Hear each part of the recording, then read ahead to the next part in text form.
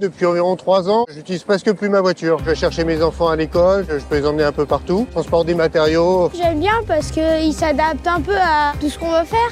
J'aimerais bien qu'il y ait moins de voitures et plus de vélos. Salut! Après 400 km magiques à travers la Brenne et les majestueuses forêts de Sologne, j'arrive à Orléans. Cette fois, je vous emmène à la découverte d'un projet très inspirant, le projet Vélio. Ensemble, des citoyens ont décidé d'imaginer et de développer eux-mêmes leur propre véhicule intermédiaire, non seulement pour répondre à leurs besoins de déplacement du quotidien, mais aussi et surtout pour le rendre accessible au plus grand nombre.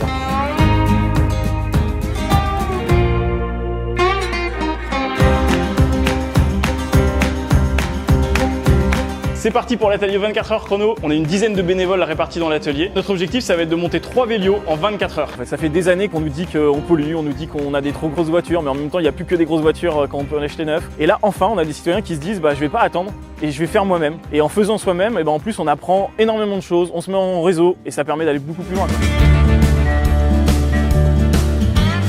Vélio, c'est un concept de véhicule qui est entre le vélo et la voiture et qui vient en fait quelque part combler un vide qu'il y a entre les deux. Un vélo, on n'a pas de consommation, on n'a pas d'entretien, on n'a pas de contrôle technique, on n'est même pas obligé de passer son permis. C'est environ 4 000 € pour se déplacer à 2 adultes. Non seulement beaucoup moins cher qu'une voiture, mais c'est aussi plus d'entretien. On est carrément sur de l'upcycling puisqu'en fait on a utilisé des chambres à air qui de toute façon allaient être jetées et là on les réutilise pour faire l'assise du siège. Le Vélio c'est 80 kg, c'est un véhicule low-tech. Il a été fabriqué avec par exemple des tubes aluminium qu'on trouve dans tous les magasins de bricolage. Il a été dimensionné pour aller sur les pistes cyclables. On peut monter à 25 km/h rechargé par un panneau solaire. Mon vélo me suffisait plus donc du coup j'ai fabriqué quelque chose qui me convenait. Et c'est là qu'est née l'idée de partager. C'est 150 citoyens dispersés un petit peu dans toute la France qui travaillent ensemble pour concevoir cet objet.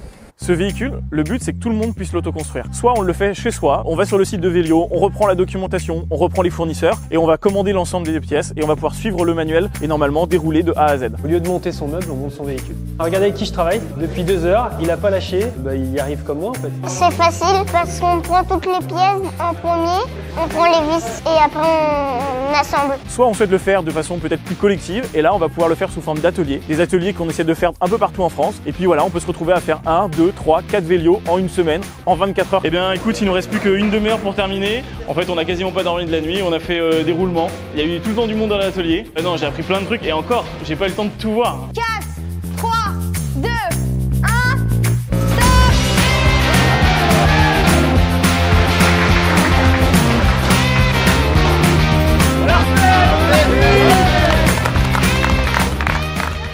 Aujourd'hui, je suis dépendant de ma voiture et avec ça, demain, j'espère que ça va réduire mes mensualités, ça va me permettre d'être plus heureux parce qu'en fait, simplement, j'ai envie de me déplacer librement, sans me prendre la tête, sans avoir de les réparations compliquées. C'est vrai que c'est une aventure humaine. En fait, on se met au service du bien commun, on le fait ensemble et on se le réapproprie. Et c'est comme ça qu'on va refaire la société de demain finalement, quoi. On imagine d'autres façons de faire ensemble. Bien sûr, le changement passera aussi par les nouvelles générations, justement, direction Paris à près de 150 km d'ici, où l'on va voir comment les écoles qui forment les ingénieurs et les designers automobiles de demain intègrent dès aujourd'hui les véhicules intermédiaires dans leur programme. Alors à très vite!